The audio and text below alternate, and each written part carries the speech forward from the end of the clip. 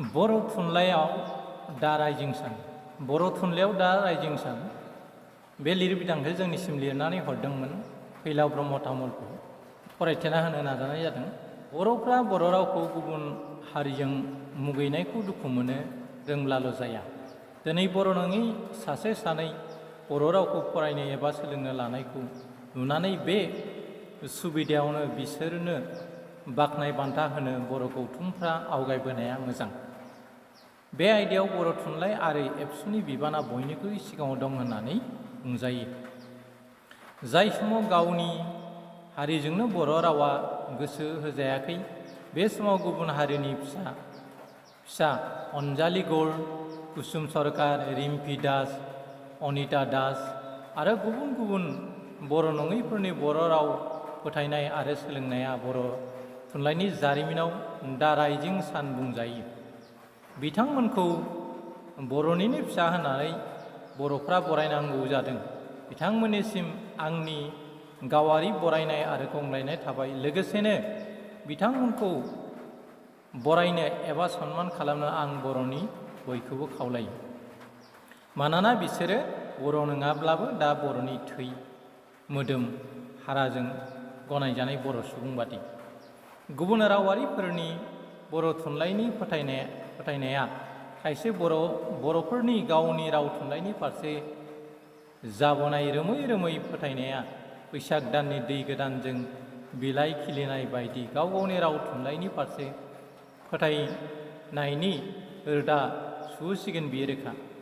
साबायखर अनजालि आरो रिम्फीमोन, नोंसोर खायसे बर'फोरखौ गावनि थुनलाइखौ फोथायनो एबा सोलोंनो थुलुंगा होबाय। थारैनो नोंसोरो बर' थुनलाइनि थरफा थरफा जोंथि अलंबार होननानै बुंनांगोन आरो नोंसोरनि मुङा अराय सम बर' थुनलाइनि फोथाराव सनानि हांखोजों लिरनानै थासिगोन। बुंनो थाङोब्ला बर' रावासो आसामनि गुबै असमिया रावमोन, नाथाय बियो आसामनि मानसिफोरनि अननाय आरो बिलिरनाय मोनैयाव दिनै बियो आगानसे उन जानानै दङ। बर'जों लोगोसे गुबुन हारिनि सुबुंजों अनसायजायोब्ला बेयो सा सानजा रायजोनि मोनसे जौगाखां राव जागोन होननानै जों फोथायनाय लानो हायो।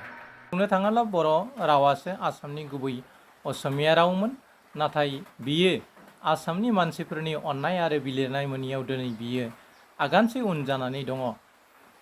बर'जों लोगोसे गुबुन हारिनि सुबुंफोरजों अनसायजायोब्ला बियो सानजाहा सान गोरलै ओंखारबोनाय बादि सनानि गाबजों आसामाव नुजानो बारा सम नांनाय नङा।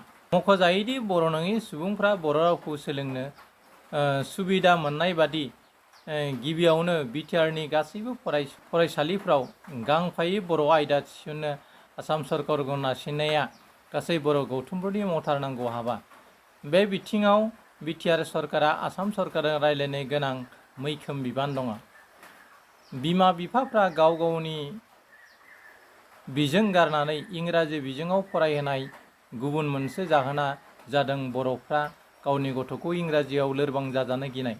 बेनिखायनो इंराजि सोलोंनायाव बर' फरायसाफ्रा राफोद जानाय बादि बर' बिजोङाव उफेरा इंराजि आयदा सोसनबावनो हायोब्ला बर'फ्रा गावनि बर' बिजोंखौ रैखा खालामनो हागोन आरो इंराजि रावखौबो बर' फरायसाफ्रा सोलोंनायाव आद्रा जानाय नङा।